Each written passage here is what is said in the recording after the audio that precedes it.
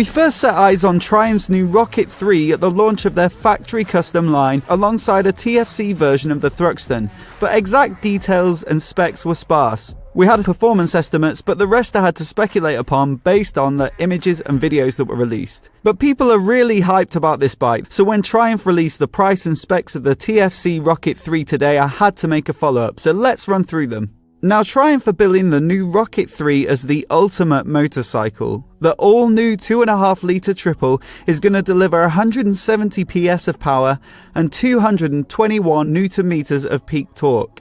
That makes it the most powerful bike that Triumph have ever made, beating both the current Speed Triple and the last iteration of the previous Rocket, which both put out 148 horsepower. The peak torque of 221 Nm is huge.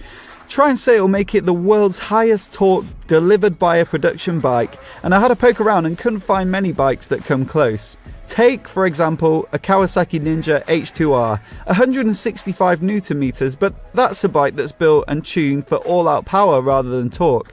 So what about something built for torque like the big Harleys? A new FXDR 114 with a V-twin of over 1.8 litres, only 160 Nm.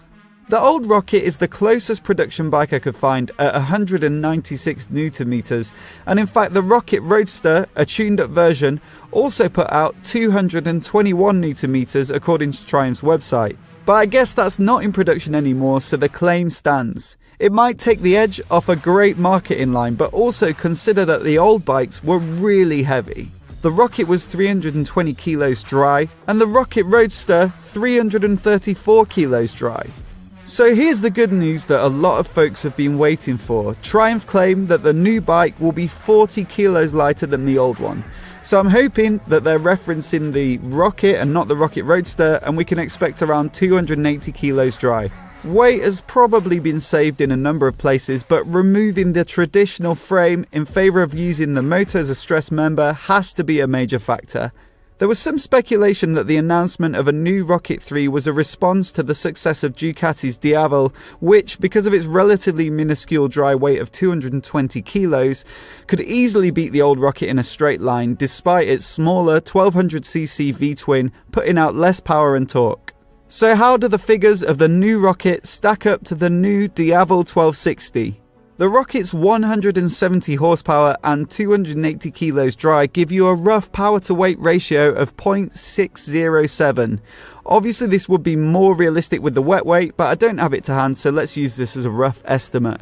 The Diavel 1260's 159 horsepower and 218 kilos dry weight give it a power to weight of 0.729, which is quite a big difference, probably greater than any variance in applying the wet weight. But there's a huge gap in torque. The peak torque on the Diavel 1260 is just 129 Nm, which is only a bit over half of the 221 of the new Rocket 3.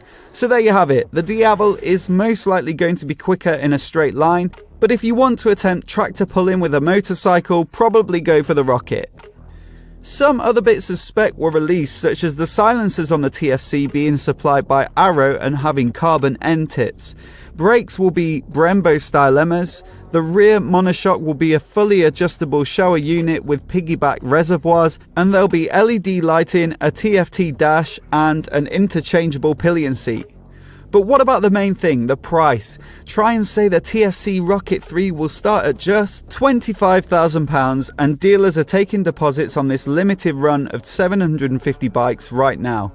But if you can't find enough cash down the back of the sofa to call the dealer right away, what about the production model? No details were mentioned, but consider that the Thruxton TFC was priced at £17,500, and the top of the line Thruxton R starts at £12,500. So you can probably expect the production Rocket to sell for somewhere between £16,000 and £20,000.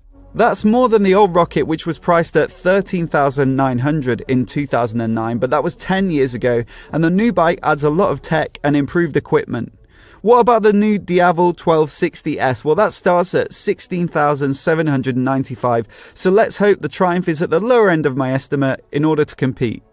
£25,000 certainly isn't cheap, but this is a collector's version of the ultimate motorcycle. Let me know what you think of the price in the comments below. Is it too expensive or justifiable for something so out there? It's a 2.5 litre motorcycle after all. And if you're new here and you want to see more content like this, hit subscribe and I'll see you in the next video.